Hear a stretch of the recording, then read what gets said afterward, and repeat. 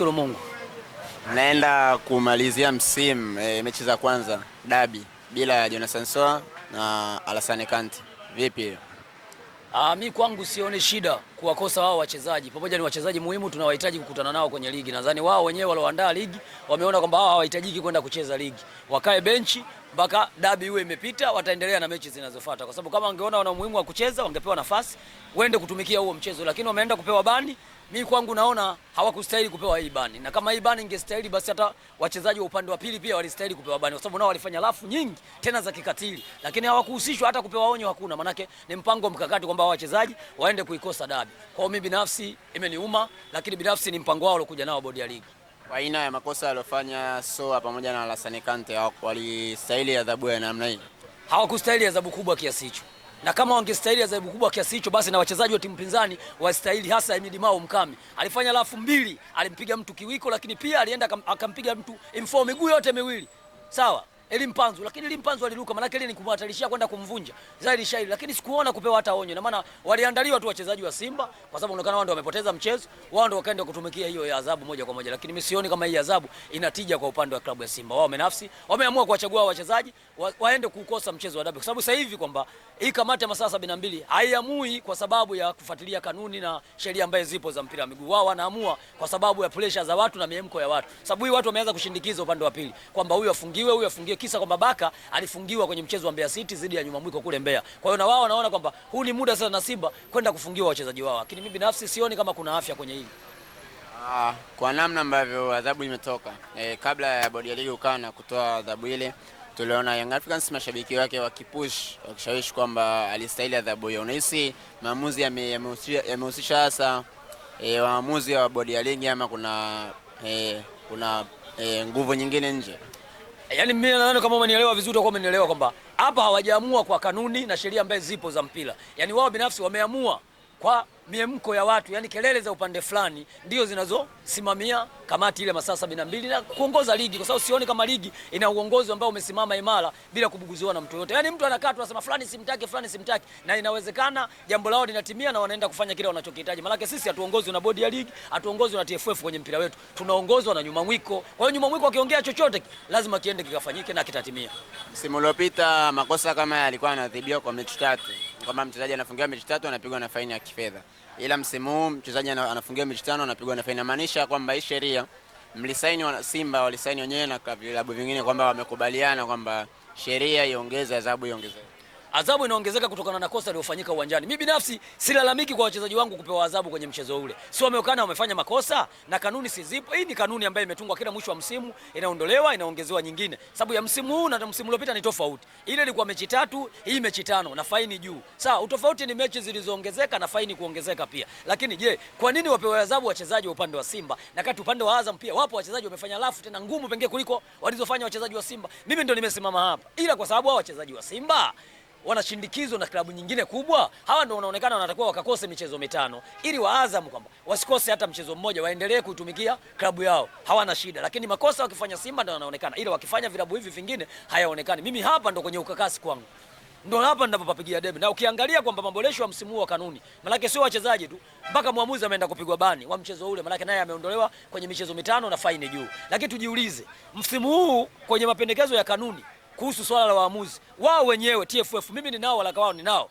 sawa, kwamba maamuzi atakaye kwenda kinyume na utaratibu wa kanuni ambaye tumejiwekea msimu huu ataondolewa kwenye michezo yote iliyobaki ya ligi. Hiyo nadhani wenyewe mnafahamu, sidhani kama mfahamu. Lakini nashangaza sasa hivi waamuzi eti wanaenda kupewa mechi 5 na faini, baada hapo wanarejea tena kuchezesha. Je, hapa kanuni inafuatwa ama inavunjwa? Kama wamevunja tu kanuni hapa tu kwa waamuzi, je, watafanya haki huku kwingine? Kwa hiyo manake unaonekana bodi ya ligi haifanyi kazi, na wala hii kamati ya masaa 72 pia haifanyi kazi kiweledi. Kutokana na adhabu ambayo Simba amepata sasa kwa wachezaji wake, Simba inaenda kuathirika kwa namna gani kuelekea michezo ambayo inafuata ya ligi kuu? Kuathirika lazima uathirike, kwa sababu ni wachezaji ambao walikuwa wanawahitaji uwe nao kwenye michezo yote ambayo inafuata, kwa sababu tusizungumzie mchezo wa dabi tu, bado tuna michezo mingine pia tunahitaji kukutana nao, kwa sababu unasema mechi ya dabi kuna kaiona ngumu, kumbe ndio mechi ikawa nyepesi, lakini hizi mechi ambazo unacheza na timu ndogo ndio zikawa ngumu kuliko ile mchezo wa dabi. Kwa hiyo naamini tunapowakosa kwenye hii michezo mingine minne pia bado inatuuma ukiacha huo mchezo wa dabi. Kwa hiyo mimi naamini hii ni mipango mkakati ya bodi ya ligi na TFF kwa ujumla kwamba Simba msimu huu aendelee kustruggle, apoteze ile nyuma mwiko, aendelee kupepeta kama walivyofanya msimu uliopita. Maana hawataki msimu huu kuandamana. Maana wakiacha pumzi mapema, inawezekana maandamano yakaendelea tena kuchapisha t-shirt ya tucheze. Sasa hawataki sasa kazi ile ya kutoa tucheze. Waanze mapema kumpunguza kasi Simba ili wafanikiwe kwenye yale malengo yao kutaka kuchukua ubingwa mara 10 mfululizo. Na namna kama adhabu za Jonathan Soa na wakosti kwa sababu mwanzo wa msimu hapa mechi ya Ngao ya Hisani Jonathan Soa alikosa kutokana na adhabu ambayo alipata msimu uliopita. Kuelekea mechi hii pia anaenda kukosa. Unadhani nidhamu ya Jonathan Soa inatakiwa ikue kwa kiasi gani? Jonathan Soa ni mchezaji na hii ni adhabu yake ya kwanza akiwa kwenye Simba Sports Club. Lakini ni adhabu yake ya pili kwenye msimu wa pili, ukiacha msimu ambao ulioisha kwenye mechi ya finali ya Confederation kule ambao alicheza New Amani Zanzibar, akapewa red card kule. Tukaja kukamkosa kwenye mchezo wa Ngao ya Jamii. Lakini mimi binafsi bado nikitazama tukio ambalo lilifanyika kwenye mchezo uliopita dhidi ya Azam Benjamin Mkapa, halikuwa na athari kubwa hivyo kama watu walivyolibeba na kulichukulia. Lakini mimi mchezaji ambaye nilimuona alistahili kwenda kupata adhabu kubwa ni Milimao Mkama. Sababu Milimao Mkama alipiga kiwiko, lakini bado haikutosha, alifanya faulo nyingine kubwa na ngumu, ilistahili kupewa red card, lakini hakupewa red card. Kwa hiyo naamini kabisa kwamba haya maamuzi hayatoki kwa ajili ya kusaidia mpira wetu, yanatoka kwa ajili ya matakwa fulani, kwamba fulani wanataka fulani afanywe hivi na wao wanaenda hivyo hivyo. Kwa maana yake hapa hatuna kamati ya masaa 72, ila tuna klabu ambayo ndio inasimamia masaa 72. Ikisema wao, basi kitu kinaenda kuamuliwa. Kwa lengo hiyo ya bodi ya ligi, tusimame sasa, turudi katika klabu yako. Elie Mpanzu anahusishwa na Young Africans. Na jana nimeona challenge moja ambayo amemfanyia Alikama, kamfanyia Mediali kwenye press yao. Alimpa challenge ya kutaja kikosi chake ambacho atamaliza nacho msimu huu, ila kwenye kikosi kile Elie Mpanzu hakuwepo, hakumtaja Mediali. Inamaanisha kwamba ni wazi kwamba Elie Mpanzu pengine dirisha dogo akaondoka Simba na anahusishwa kujiunga na Young Africans. Unazungumziaje? Sasa dirisha dogo anaondekaje nyuma mwiko? Anaondoka nyuma mwiko. Kwani Elie Mpanzu amekuja hapa ameingia mkataba miaka mingapi na Simba? Mpaka tuseme dirisha dogo anaweza kwenda upande wa pili. Kwa sababu Elie Mpanzu bado ana mkataba na Simba. Amekuja msimu uliopita, lakini kwenye lile dirisha kubwa akakota limeshafungwa, akasajiliwa na akakaa benchi. Maana yake alikuwa hajatumikia mkataba wake pale. Maana yake mkataba wake ameanza kutumikia kwenye dirisha dogo, ndipo maingizo yake yalipoanza. Sasa utaniambiaje kwamba msimu huu tena ambaye hajamaliza kwenye dirisha dogo tayari aende kuitumikia klabu nyingine? Maana yake atakuwa ametumikia klabu msimu mmoja tu. Si ndo maana yake? Akati Elie Mpanzu ana mkataba wa miaka 2 na Simba.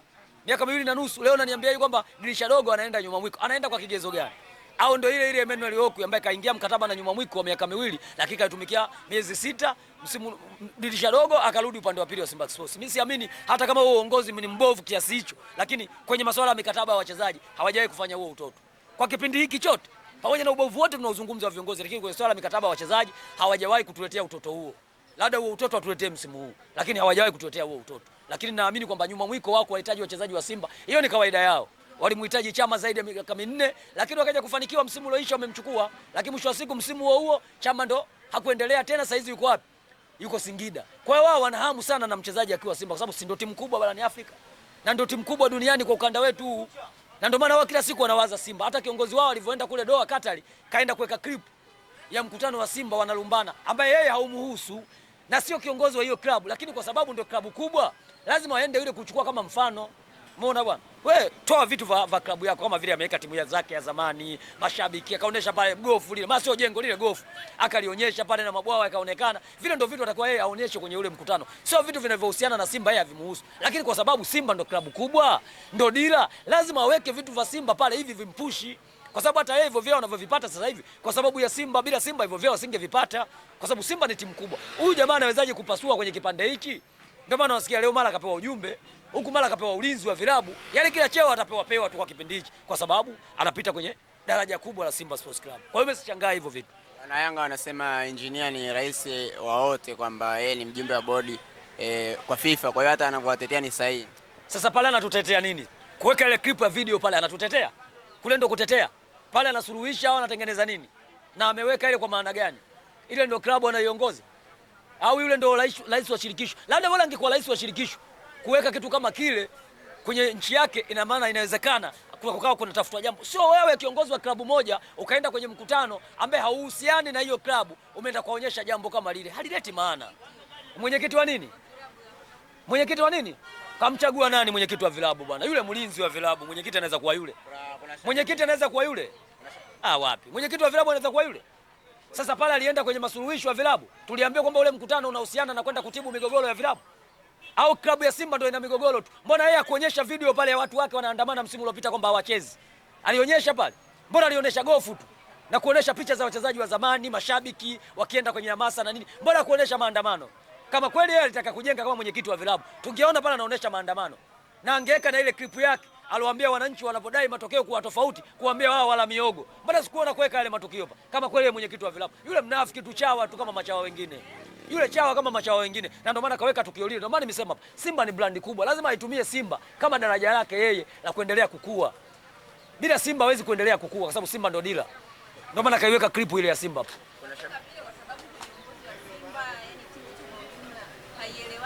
Sasa Simba labda itakuka kutoka sehemu moja kwenda sehemu nyingine. Ndio maana anaotolea mfano kwamba timu ya Simba ina matatizo na waelewani kutokana na hivyo. Mwenye mamlaka kuitolea taarifa kama ile ya Simba ina matatizo ni nani? Ni yeye au viongozi wa klabu ya Simba au kiongozi wa shirikisho? Yule sio mwenyekiti wa vilabu mama. Yule ni mwenyekiti wa walinzi Afrika. Tunza maneno yangu. Yule ni mwenyekiti wa walinzi barani Afrika. Kauzulia lini huo mkutano wa viongozi wa vilabu? Huo mkutano umefanyika lini wa viongozi wa vilabu barani Afrika? Maana kungekuwa na huo mkutano wa viongozi wa vilabu wote, ndio atakuwa weke ile clip ya video pale kwenye bara lake la Afrika. Mimi ndio bosi bwana, klabu fulani na matatizo kutoka nchi fulani, tunaweka pale ili tusuluhishe, sio kwenye mkutano wa FIFA. Ile inahusiana nini? Yaani ule ni uchawa kutafuta yeye apande chati kupitia Simba. Mbona hajaweka pale alipoambia watu wake wala miogo? Mbona ile clip hajaweka? Na ile maandamano msimu uliopita wanaandamana kwenye bwawa, mbona hajaweka hapa kwamba hatuchezi? Si angeweka wale maandamano vile vizee vyake viko vinaandamana pale kila siku kwenye ile gofu. Mbona hajaweka kama kweli yeye kiongozi wa vilabu? Yule chawa tu. Lakini tumwambie tukufanya vile kwa sababu na uongozi wetu uliokuepo na wao unalingana tu kama pipa na mfuniko. Na ndio maana akafanya yale. Lakini kama utawala ambao umepita asingeweza kufanya yale. Kwa kipi yani? Mimi mpaka nimuonee hivi kwa kipi? Alichokifanya kwenye mpira huu Tanzania kipi? Kipi? Yeye ndio kiongozi ambaye anaongoza kwa madeni katika viongozi wote waliopita nyuma mwiko. Yeye ndio kiongozi pekee, barua zimedondoka kutoka FIFA karibia 4. Nimeambiwa kwa nini taarifa dada una? Kambole hajalipwa hapa. Eti timu Agostini Oka msimu uliopita hapa hawajalipa. Hajalipwa. Kocha kaondoka juzi tu hapa hajalipwa. Maana vitu tunazungumza viko wazi na barua zimedondoka utawala wake. Eti usajili wa mchezaji mmoja ambaye anaonekana wa utatanisha ulikuwepo, ilikuja barua hapa. TFF wakaibana bana, wakaisaga saga, wakamalizana ndani. Na kati ile ilikuwa nyuma mwiko anakosa ubingwa. Watu tumeamua kuzimia kwenye gia tu. Tunafahamu kwamba uongozi wake yeye ndo ni mbovu. Lakini hivi vyeo wanavipata kwa sababu ya udhaifu wa viongozi wa klabu ya Simba. Huyu anatoboaje hapa kati Simba ni daraja kubwa barani Afrika? Na ndio maana anapewa vile vyeo ili Simba wapate uchungu. Warudi kwenye uhalisia wao, lakini hatuwezi kurudi kama uongozi huu bado upo, lazima utoke. Simba itarudi kwenye uhalisia wake. Lakini kama huu bado upo, engineer ataendelea kututukana mpaka basi. Kwa mfano waliotoa kule sasa. Unadhani Simba kuna namna inaathirika katika uwekezaji na kibiashara sasa, sababu Simba ni brandi kubwa. Kwa wale wazungumza engineer kule. Unadhani Simba inaenda kupata athari gani kwa yengo ya kibiashara kulingana na brandi kubwa ambayo Simba iko nayo? Haiwezi kuathirika kwa maneno yake yeye tu. Sawa, mimi najua riziki anatoa Mwenyezi Mungu. Riziki atoi mwanadamu. Na ndio maana sehemu nyingine zote mitume yote ilipewa kwenda kututumikia sisi ili tuende kwenye njia iliyokaa sawa sawa. Lakini sehemu ya riziki mitume yote haikupewa nafasi ya kugawa riziki. Kwa hiyo naamini yeye hata akitengeneza unafiki, akitengeneza uchawa, Simba tabaki kuwa Simba, haiwezi kuwa kunguru. Kwa hiyo afanye anavyotaka yeye, lakini Simba itabaki kuwa Simba. Na yeye nyuma mwiko, kule kule kwenye mwiko ataendelea kukaa kwenye mwiko kule kule nyuma. Hawezi kukaa mbele kamwe. Migogoro, kuna sehemu hakuna migogoro. Wewe unakuta na mumeo ndani na mnagombana. Wewe na mkeo mnagombana. Yaani migogoro ni sehemu ya maisha. Sio kwamba labda migogoro ipo sehemu fulani. Kwa hiyo Simba ndio klabu yenye migogoro tu barani Afrika. Vipo vilabu vingi duniani na vina migogoro. Sio Simba tu. Kwa ile sio sehemu ya kuweka ile clip ya kumtangazia yeye kwamba ajione ni kiongozi bora. Lakini katika kiongozi mbovu yeye ndo anaongoza. Watu wanaenda kuandamana pale kwenye gofu pale kila siku wanaandamana. Wewe kiongozi uko wapi? Umeshindwa kuiongoza hiyo taasisi? Mpaka wao mashabiki wakaandamane pale. Maana yake ushashindwa kuwa kiongozi, na ndio maana wale wamepata nguvu ya kuja kwenye klabu yako na kuandamana kudai haki kwenye shirikisho, wakati kiongozi alikuwa anasimama tu kudai haki na angepata kuwatetea washabiki na wanachama wake. Lakini kashindwa, wameenda kufanya mashabiki na wazee pale. Ndio wakafanikiwa kwamba dabi imeenda kuchezwa tofauti kutokana na wale maandamano, sio yeye. Sasa unasema huyo kiongozi? Sio sisi hatukuelewana, yeye hakutaka kuelewana na sisi alotuita kwenye mkutano, na ndio maana akakimbia. Sawa? Yeye hakutaka kuelewana na sisi. Alikuja na matakwa yake binafsi, lakini mwisho wa siku yule alioalikwa pale Mwana FA kaja pale kambwaga, wewe unategemea kitatokea nini? Wewe mgeni umemkaribisha kwako. Kaleta kitu bwana, mna proposal hii nimeileta. Bana unamuuliza bana, bado unataka kuendelea kubaki hapa kwangu au unaondoka? Wao maneno kumwambia mgeni. Mgeni yeye kama ana sehemu nyingine na dharura atakuwa yeye atoe taarifa kwako, bana mimi jamani na waombeni kuna sehemu na wai na jambo lingine. Sawa? La kitaifa naenda kulifanyia kazi. Sio wewe ukamwambia mgeni kama anataka kuondoka. Wewe umeona wapi? Na kweli Mwana FA kaamua kuondoka ili apate sehemu ya kutokea, kwa sababu lile ambayo aliliandaa na jopo lake na genge lake limekataliwa pale, sababu yana genge lake. Kaliandaa jambo lakini pale limekataliwa, halikufanyiwa kazi. Mwisho wa siku na yeye kaamua kutafuta mlango wa kutokea, watu wakamngangania, askari wakamnyofoa, wakamkimbiza. Sawa, sasa sio mahali pake pale. Yeye sio kiongozi wetu sisi. Yule kiongozi wa kwenye mabwawa sio kiongozi wa Simba. Ushaona? Kwenye mamlaka kuzungumzia ile ni sio mwenyekiti, yule mwenyekiti wa walinzi. Sasa mwenyekiti wa walinzi atazungumziaje wafanyakazi ndani? Kuna mwizi pale? Mlinzi wa nini? Wa vilabu Afrika. Analinda Baganyia Simba. Yule mlinzi tu. Hana mamlaka kulizungumzia lile. Wewe umepewa funguo pale, kaa hapa, linda gate. Utalipo mshahara mwisho wa mwezi. Una mamlaka gani kwenda kuzungumzia mambo ya ndani? Sina kufukuza hata kesho. Si ndio maana nimekwambia kashaona hapa. Sasa hivi kama pombe ya ngomani yoyote akija na chota na kunywa. Na ndio maana kaenda kufanya ule utoto kule Doha Katari. Sawa, tungekuwa na uongozi uliosimama imara. Yule saizi watu kashaandikiwa barua na tayari saizi anafanywa kazi.